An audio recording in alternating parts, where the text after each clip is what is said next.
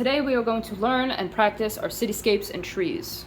For materials, go ahead and pick whatever kind of paint or whatever colors of paint that you want. The only thing that we're absolutely going to need is clear coat. So this is semi-gloss clear by Rust-Oleum. You can go ahead and just get gloss or ultra gloss if that's what floats your boat. Doesn't really matter. That's just going to re-wet the paint, and that's something we're going to need.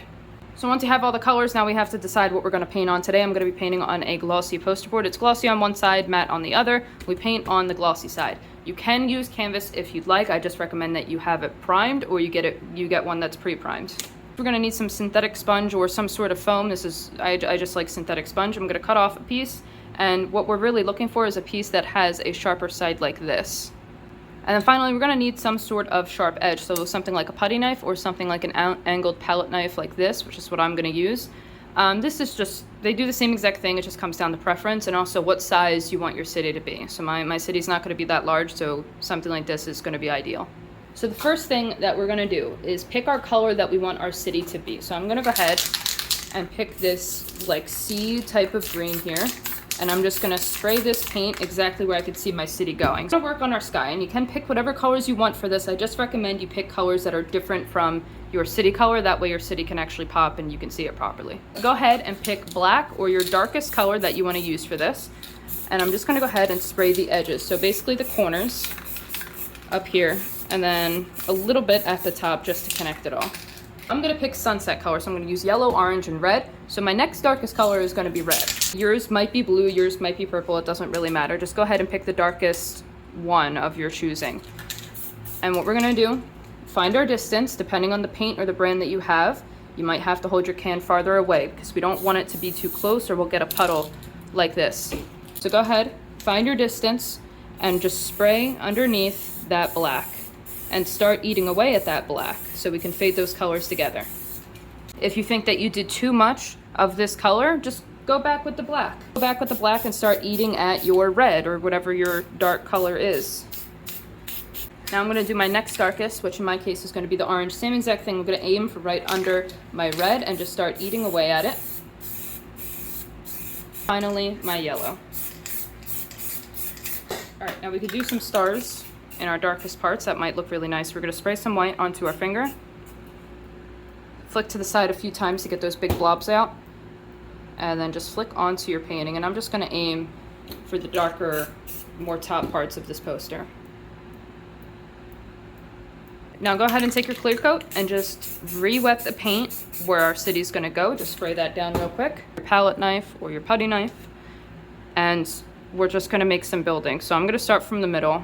And for some reason, my middle building is usually my tallest one. I don't know why I do that, but I do. And these buildings can literally just be however you want them to be. So if you want them to be perfectly rectangular, you can do that. Just go ahead, start on one side, drag your knife over, scrape the paint. And then what I like to do once I'm as far as I want to go is I'll just drag my knife down. If you want your buildings to be three-dimensional, you can do that as well. So we can just do another box building right here, and then either on my right or my left side of the building. I'm just going to start from that corner where I ended or started, and then I'm just going to drag it over, but also go down a little bit. So I didn't just go straight across again, I went down at an angle like that. And then you could make any sort of buildings that you want. So maybe you want one of your buildings to have like a dome sort of thing. Just make like a half circle. Start making shapes. Now you'll notice I'm not doing a whole lot of buildings and they're all separated.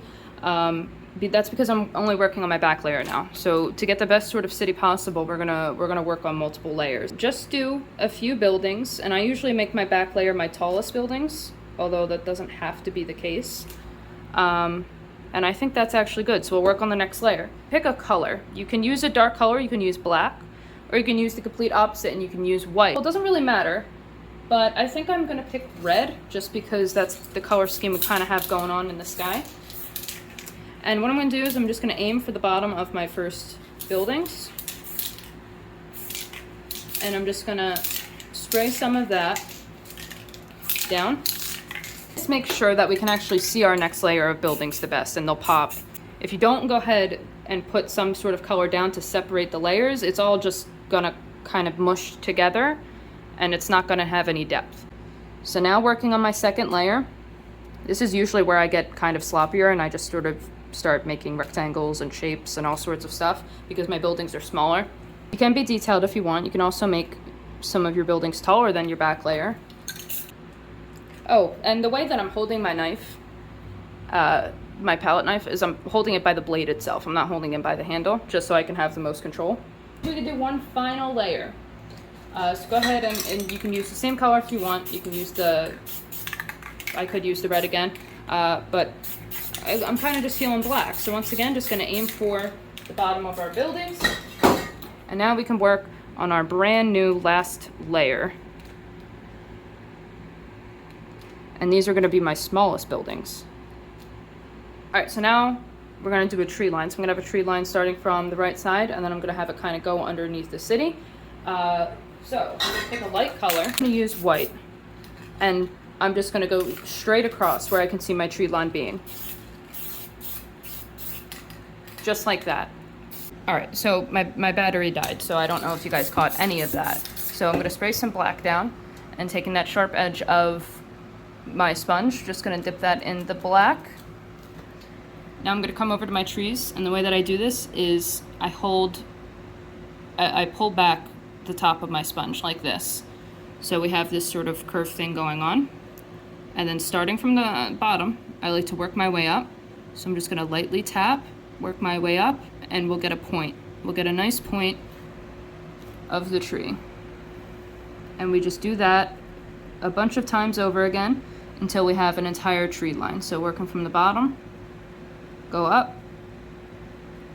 If you press down too much, what you're gonna get is a bigger sort of not so pointy tree. Make sure that we fill all of this in, so you can just take your sponge and keep filling this in. However, once I create enough distance, I usually just take my spray can and I start spraying to save myself time. Just like that. But if you're not feeling confident, perfectly all right. Just keep filling it in with a sponge. First things first, we're gonna create a mist underneath our tree line. You can pick white if you'd like, that'll give a nice misty effect, or you can pick a color, so I can pick that green and just spray underneath your tree line. Some black off to the side. Take your straight edge, your putty knife or your angled knife, dip that in, and now we're gonna create lines. Wherever you can see a tree, paint a line. So I'll have one over there, and then I'll have two over here. All right, now we're gonna take our sponge. I'm gonna use the same side, and I'm gonna curve it, but this way. I'm gonna dip that in the black, and then I'm gonna start from the top. Tap gently. Don't tap too much, because we don't want too much up there at the top of your tree yet. And we'll get something like that. I'm gonna do it over here. Tapping pretty lightly. And now we have something like that up there. Tap pretty lightly. We got something like that. Thing that I will do is the further that I go down the tree is, so I start like this, and then the further I get down the tree, I'll open it up more and more and more. I'm gonna start opening this up, but I'm also gonna go in a Z pattern as I work my way down. So I'm gonna go down right, and then down left, and then down right, and then down left. And I'm just gonna keep going and doing all that while slowly opening up my sponge. So then we have something like that, which is actually really crooked. But we can just go in and fill in all these empty spaces. Gonna need more black. I'm just gonna fill in these empty spots. I can just do the Z pattern again. Fold it up, and then I'm gonna slowly open my sponge up as I work my way down in a Z pattern. Back and forth. Now we're gonna do some highlights. You can pick something like green, but you don't have to use green. You can use red, you can use purple, you can use pink, you can use whatever colors float your boat. I'm gonna use the same side of the sponge, and it's the same tactic pretty much. The reason I'm using the same side of the sponge is because I don't want these highlights to be too bold or too bright. And this is the same exact thing, except I'm gonna tap even lighter, and I'm just gonna trace over everything that I already did.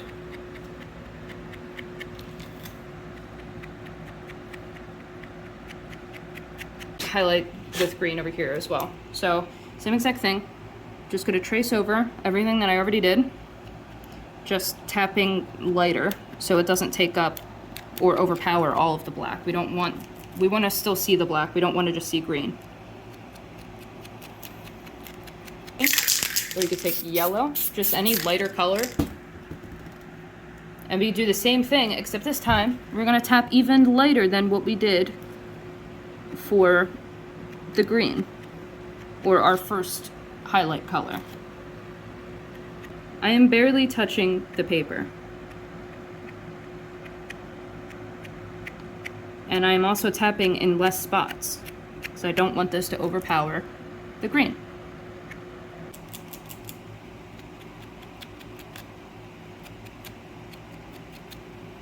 Go ahead, dip our sponge in that black, and just start making plants. Okay, these are just random shapes. You can hold the sponge any way you want. If you want to hold it like this and just sort of tap it down so you get something like that, you can do that. Or you can go ahead and, like how we made those distant trees, I can like pull this back and I can make a bunch of stuff.